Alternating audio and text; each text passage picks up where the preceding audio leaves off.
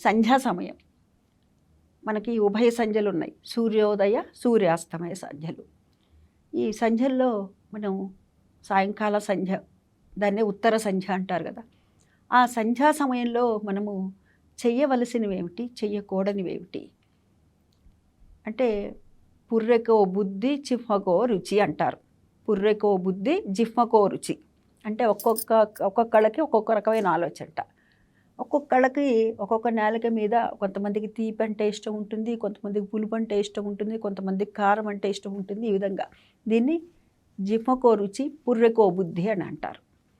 అయితే అసలు మనము సాయం సమయంలో, సంధ్యా సమయంలో ఏం చేయాలి, అసలు ఏం చేయకూడదు?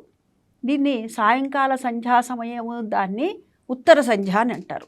ఈ ఉత్తర సంధ్యలో చేయవలసినటువంటివి ఏమిటంటే ముఖ్యంగా దైవానికి సంబంధించినటువంటి ఈశ్వర ఆరాధనని కానీ, లేకపోతే కనుక శివాలయానికి వెళ్ళి దైవ దర్శనం చేయటం కానీ, లేని పక్షంలో మన ఇంట్లోనే మనం పరమేశ్వరుణ్ణి మనస్సులో ధ్యానించుకుంటూ ఆయన ఆనంద తాండవం చేస్తున్నట్టుగా ప్రమద గణాలతో కూడి ఆనంద తాండవం చేస్తున్నారని మనం ఊహించుకుంటూ ఆ స్వామి అమ్మవార్లకి నమస్కారం చేసుకోవటం, ఇలాంటివి చెయ్యాలి. చెయ్యకూడనివి ఏవైనా ఉన్నాయా అని అంటే తినకూడదు, నిద్రించకూడదు, మైథనం చేయకూడదు. ఈ మూడు కూడాను పనికిరావని చెప్తారు. మరి తినటం వల్ల ఏమవుతుందండి అంటే దాన్ని అసుర సంధ్య వేళ అని అంటారు. సురులు అంటే దేవతలు, అసురులు అంటే రాక్షసులు. దీన్ని అసుర సంధ్య వేళ అంటారు. అంటే మనలో కూడా మనం ఆ సమయంలో తినటం వల్ల రాక్షస గుణాలు అనేటటువంటివి ప్రేరేపించబడతాయి. అందుకని కానీ ఆ సమయంలో తినకూడదు అని చెప్తారు. నిద్రించకూడదు కూడా. ఆ నిద్రించటం వల్ల వచ్చేటటువంటి అనర్థాలు ఏమిటంటే ఆ తెల్లవారుజామున వచ్చే కళలు ఏ విధంగా అయితే నిజమవుతాయి అని అంటారో, అదేవిధంగా ఈ సమయంలో వచ్చేటటువంటి కళలు నిజమవటమే కాకుండా కొన్ని అనారోగ్యానికి కూడాను హేతు అవుతాయి అని చెప్తారు. ఇక మూడవది మైథనం చేయటం, అంటే భార్యాభర్తలు కలవటం, ఇలాంటివి కూడాను పనికిరాదు అని. దీనికి కశ్యప ప్రజాపతి దితి యొక్క కథని కూడాను మనకి శ్రీమద్ భాగవతంలో నాడు వ్యాసుడు వారు రాసిన తర్వాత తెలుగులో పోతన గారు రాశారు, దాన్ని ఆంధ్రీకరించారు పోతన గారు తెలుగులో. తర్వాత మనం గమనించినట్టయితే భాగవతంలో కూడా దీని గురించి ఉంటుంది. ఇంకా అసలు ఎందుకనండి అని అంటే కశ్యప దితి యొక్క కథలు. కశ్యప ప్రజాపతికి 13 మంది భార్యలు. అందులో దితి సరే ఒక రోజున సాయం సంధ్య వేళ కశ్యప ప్రజాపతి వారు మహానిష్ఠాగరిష్ఠులు. వారు సాయం సంధ్య వేళ, ఉత్తర సంధ్య వేళ అగ్నిహోత్రం చేసుకుందామని వెళ్ళబోతున్నారు. వెళ్ళబోతున్న సమయంలో దితి వచ్చి కామానికి ప్రేరేపించింది. ఇప్పుడు అది ఈ సమయం కాదు అని చెప్పి కశ్యప ప్రజాపతి అనటం జరిగింది, వారించటం జరిగితే కాదు అని చెప్పి ఆవిడ బలవంతం పెట్టారు. ఆవిడ బలవంతం పెట్టడం వల్ల వారిద్దరికీ కలయికతో వారికి హిరణ్యాక్షుడు, హిరణ్యకశిపుడు అనేటటువంటి రాక్షసులు కలిగారు. ఆ కశిపుడు, హిరణ్యాక్షుడు అనేటటువంటి వారు ఎటువంటి రాక్షసులు అనేటటువంటివి మనకి చాలా కథల్లో కనపడుతూ ఉంటాయి, మన పురాణాల్లో చాలా చోట్ల కనపడుతూ ఉంటుంది. అయితే అలా తర్వాత ఆవిడ తెలుసుకుంటుంది, అయ్యో నేను ఎంత పెద్ద తప్పు చేశాను, ఎంత పని చేశాను, నాకు ఏదో ఆ కామం అనేటటువంటి పొర ఇట్లా అడ్డుకుంది, తద్వారా నేను చేయకూడనటువంటి పని చేశానే అని చెప్పి ఈ మైథనం అనేటటువంటిది చేయడం ఎంత పెద్ద తప్పు పని చేశాను రా అని బాధపడుతుంది. బాధపడి వెళ్ళి కశ్యప ప్రజాపతిని అడుగుతుంది. అడిగితే నీకు ఇప్పటికే ఇవ్వవలసినటువంటి శాపాలు అనేటటువంటిది ఇచ్చేసేశారు, భద్రాభద్రులు అనేటటువంటి వారు నీకు శాపం ఇచ్చేశారు. అప్పటికే ఆవిడకి భద్రాభద్రులు శాపం ఇవ్వటం జరిగిందనమాట.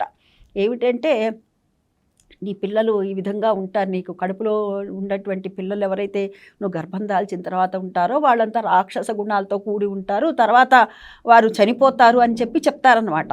అట్లా వాళ్ళు శాపం పెడతారు భద్రాభద్రులు.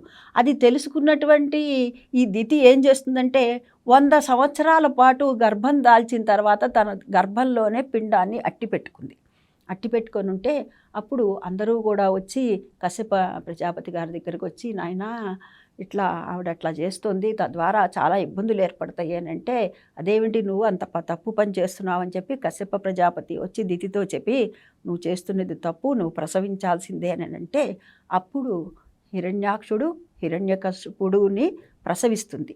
అయితే ఆవిడ పశ్చాత్తాపడింది కదా, ఎవరి దగ్గర? తన భర్త అయినటువంటి కశ్యపుని దగ్గర పశ్చాత్తాపడింది. అందుకు కాను కశ్యపుడు ఏం చేస్తాడంటే వరాలను ఇస్తాడనమాట. 3 జన్మల పాటు 3 సార్లుగా నీ కుమారులు రాక్షస జన్మల్ని ఎత్తేసి ఆ తర్వాత మంచి జన్మలు వస్తాయి అని చెప్పి చెప్తాడు. అసలు ఎవరు వీళ్ళు అని అంటే, ఈవిడ పశ్చాత్తాపట్టం వల్లే వచ్చినటువంటి జయ విజయులే ఈ హిరణ్యాక్ష హిరణ్యకశిపులు అనమాట. అదంతా ఇక వేరే కథ అనుకోండి. అయితే ఇప్పుడు మరి ఈవిడ పశ్చాత్తాపడింది కదా, పశ్చాత్తాపడిన తర్వాత నీకు ఒక వరం ఇస్తున్నాను. ఏమిటి అంటే, వాళ్ళకి పుట్టేటటువంటి హిరణ్యకశిపుడికి పుట్టేటటువంటి కుమారుడు ఎవరైతే ఉన్నారో అతనికి ద్వారా మనం వంశం అంతా కూడాను వృద్ధిలోకి వస్తుంది. అదే కాకుండా అతని ద్వారా మనము చేసుకున్నటువంటి పాపాలు ఏవైతే ఉన్నాయో అవన్నీ కూడా పోతాయి అని చెప్పి, అంటే ఒక మంచి దైవ భక్తి కలిగినటువంటి కుమారుడు మన ఇంట జన్మిస్తాడు, మనకి మనవడుగా జన్మిస్తాడు అని చెప్పి ఆయన కశ్యపుడు దితికి వరం ఇవ్వటం జరుగుతుందన్నమాట. ఆ విధంగా కశ్యప ప్రజాపతి దితి యొక్క కుమారులే హిరణ్యాక్ష హిరణ్యకశిపులు. అంటే ఇక్కడ మనం తెలుసుకోవాల్సింది, ఎందుకంటే ఈ కథ ఎందుకు చెప్పాను, భాగవతంలోది శ్రీమద్ భాగవతంలో ఉన్నటువంటి ఈ కథను నేను ఎందుకు చెప్పాను అని అంటే, ఇక్కడ మనం తెలుసుకోవాల్సినటువంటిది ఏంటంటే, ఆ సమయంలో చేయటం వల్ల వచ్చేటటువంటి పరిణామాలు ఏ విధంగా ఉంటాయి అని చెప్పి.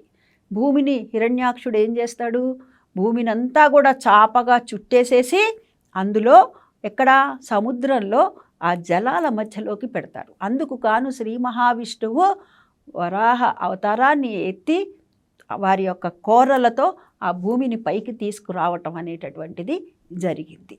అయితే ఇక్కడ మనం దితి చేసినటువంటి తప్పు వల్ల వచ్చినటువంటిది రాక్షసుడు పుట్టడం అయితే, ఆవిడ పశ్చాత్తాపడింది కదా, ఆ పశ్చాత్తాపం వల్ల వరాన్ని పొందింది, చేసిన తప్పుకి శాపం పొందింది, భద్రాభద్రుల నుంచి శాపం పొందింది.